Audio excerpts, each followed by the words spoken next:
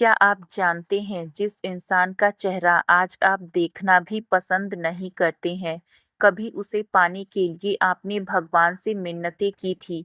आखिर ऐसा क्या हुआ कि वो जान आज एक अजनबी बन गई? क्या ये सिर्फ आपकी गलती थी या उसकी, या फिर इसके पीछे कोई ऐसी कहानी है जो इस जन्म की है ही नहीं? रुकिए बस एक पल के लिए, अभी जो आप कर रहे थे वो रोकिए और मेरी बात सुनिए, क्योंकि जो मैं आज आपसे शेयर करने जा रही हूँ वो शायद आपने कभी किसी से नहीं सुना होगा। आज रात जब सब सो जाएं तो अकेले में बैठकर सोचिएगा, जिस इंसान के बिना आपकी दुनिया अधूरी थी, आज उसी के साथ एक घर में रहना दुनिया की सबसे बड़ी सजा क्यों बन गई है? क्या वो प्यार, वो कस्में, वो वादे मिट्टी में मिल गए? अगर आपको लगता है कि ये सब अचानक हुआ है, तो आप गलत हैं। आज मैं आपको उस सच से रूबरू कराऊंगी जो गरुड़ पुराण में हजारों साल पहले लिखा जा चुका है। ये सवाल लाखों लोगों के दिलों में है। कुछ जोर से पूछते हैं, कुछ चुपचाप अंदर ही अंदर घुटते रहते हैं, लेकिन जवाब किसी को नहीं मिलता, क्योंकि जवाब वहाँ नहीं है जहाँ हम देखते हैं। आज मैं आपको वही जवाब देने जा रही हूँ।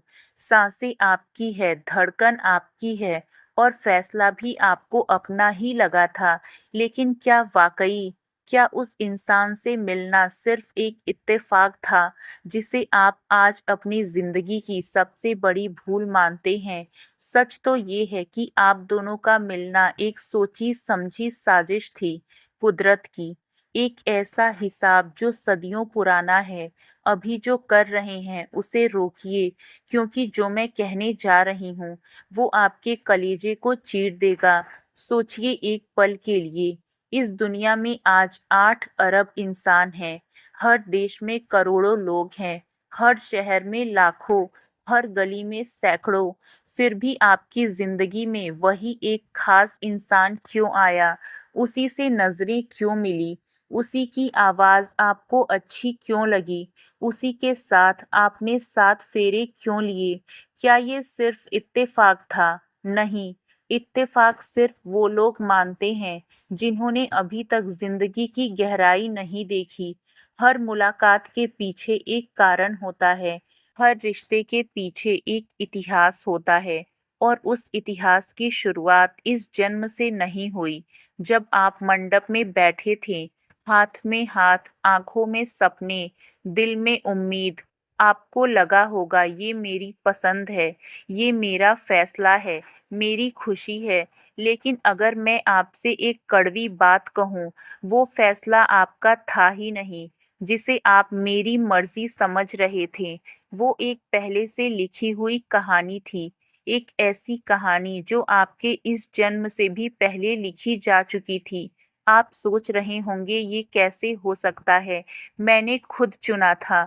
हाँ, आपने चुना, लेकिन उस चुनाव को वहां पहुंचाने वाली शक्ति वो बहुत पुरानी है। हमारे शास्त्रों ने इसे हजारों साल पहले समझाया है, गरुड़ पुराण में, कर्म शास्त्र में। और वो सच इतना गहरा है कि एक बार समझ लिया तो आपकी पूरी जिंदगी देखने का नजरिया बदल जाएगा। गरुड़ पुराण कहता है, विवाह कोई संयोग नहीं है, ये दो आत्माओं का प्रेम से मिलन नहीं, ये दो अधूरे हिसाबों का टकराव है। एक शब्द है ऋणानुबंध, ऋण यानी कर्ज, अनुबंध यानी बंधन। मिलाइए तो मतलब है वो रिश्ता जो पिछले जन्मों के अधूरे लेन देन से बना है। शास्त्र कहते हैं जब एक आत्मा मृत्यु के बाद इस दुनिया को छोड़ती है तो वो सब कुछ छोड़ जाती है, शरीर, पैसे, रिश्ते, लेकिन एक चीज साथ लेकर जाती है, अपने अधूरे कर्म। और जब अगला जन्म होता है, वही कर्म नए चेहरों में वापस आते हैं। इसलिए जो इंसान आपका जीवन साथी बना है वो सिर्फ आपकी पसंद नहीं है, वो आपके पिछले जन्म का अधूरा हिसाब है। अब आते हैं सबसे जरूरी हिस्से पर। गरुड़ पुराण के अनुसार हर विवाह एक जैसा नहीं होता, हर रिश्ते की एक अलग आत्मिक जड़ होती है। और जब आप ये जान लेंगे तो शायद आप अपने रिश्ते को पहली बार सच में समझ पाएंगे। ध्यान से सुनिए। पहला प्रकार है शत्रु विवाह। ये सबसे आम विवाह है और सबसे दर्दनाक भी। शुरुआत में प्यार होता है, आकर्षण होता है, जुनून होता है।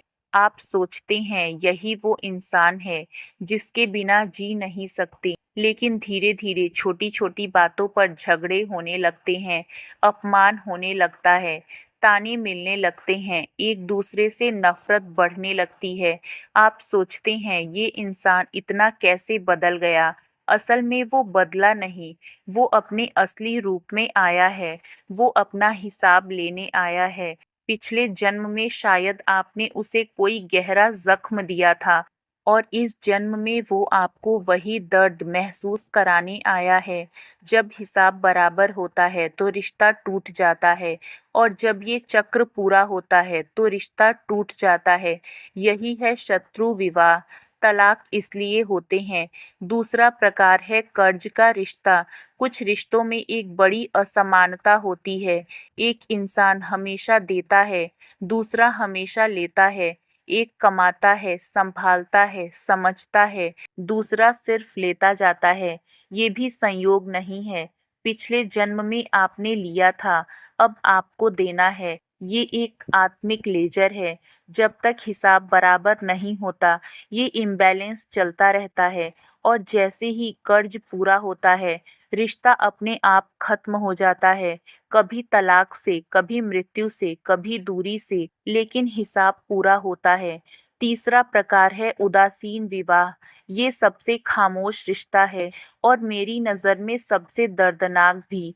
यहाँ कोई झगड़ा नहीं होता, कोई नफरत नहीं, बस खालीपन। दो लोग एक छत के नीचे रहते हैं, खाना साथ खाते हैं, सोते हैं, लेकिन दिल नहीं जुड़ते, बातें नहीं होती, एहसास नहीं होते। जैसे दो अजनबी एक मकान शेयर कर रहे हों। लोग बाहर से देखते हैं और सोचते हैं इनकी शादी कितनी शांत है, लेकिन अंदर से दोनों अकेले हैं। क्योंकि पिछले जन्म में ये रिश्ता बहुत हल्का था, बस एक छोटी सी डोर बाकी थी और इस जन्म में वो डोर पूरी हो रही है। चौथा प्रकार है पुण्य विवाह। और फिर बहुत कम लोग हैं जिन्हें ये मिलता है पुण्य विवाह। जब दो आत्माएं पिछले जन्म में एक दूसरे का सहारा बनी थी, साथ मिलकर किसी का भला किया था, सच्चे मन से प्यार किया था, तब वो फिर मिलती हैं इस जन्म में। और ऐसे रिश्ते में झगड़े होते हैं, मुश्किलें आती हैं, लेकिन रिश्ता नहीं टूटता, क्योंकि इसकी नींव कर्ज की नहीं प्यार की है। ये वो रिश्ता है जिसके बारे में बुजुर्ग कहते थे, ये जोड़ी ऊपर वाले ने बनाई है।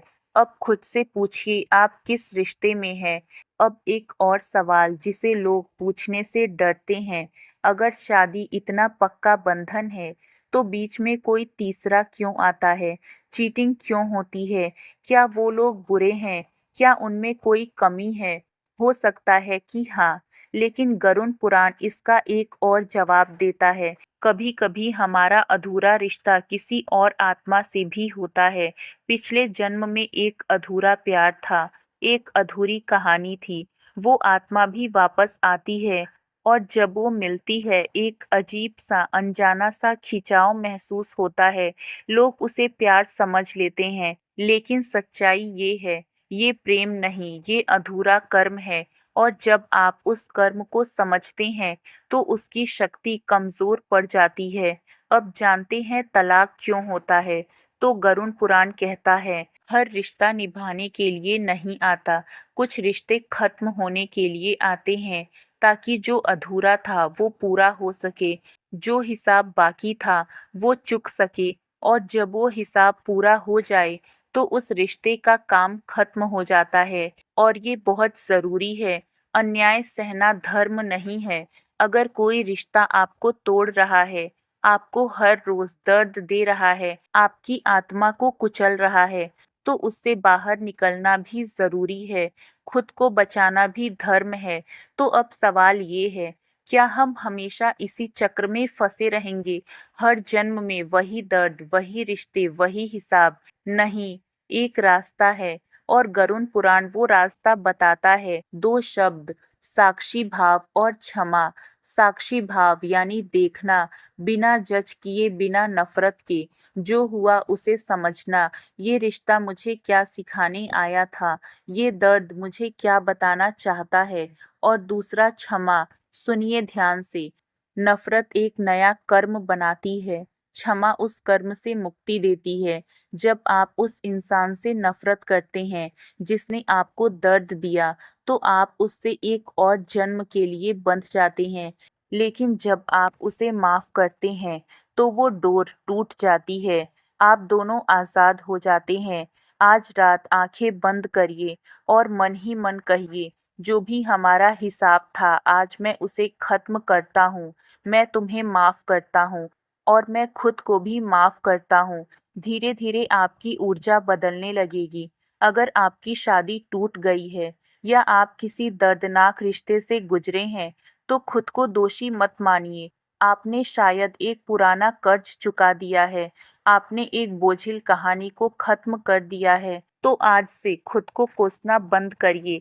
अगर वो रिश्ता टूट गया, तो समझ लीजिए कि कुदरत ने आपका बोझ हल्का कर दिया है। अन्याय सहना धर्म नहीं है। अगर कोई रिश्ता आपकी आत्मा को कुचल रहा है, तो उससे बाहर निकलना भी ईश्वर की मर्जी हो सकती है। नफरत पालकर उसे अपने अगले जन्म में मत ले जाइए, बल्कि आज ही उसे माफ करके अपनी डोर काट लीजिए। आज रात उस इंसान को मन ही मन माफ कर दीजिए जिसने आपको दर्द दिया। उसे आज़ाद कीजिए ताकि आप खुद आज़ाद हो सकें। कमेंट्स में बताइए, क्या आपको भी लगता है कि रिश्तों का टूटना सिर्फ एक इत्तेफाक है या हमारे कर्मों का हिसाब?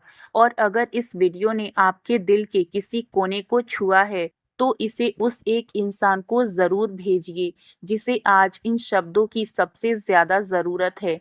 चैनल को सब्सक्राइब करिएगा। मिलते हैं आपसे अगले वीडियो में।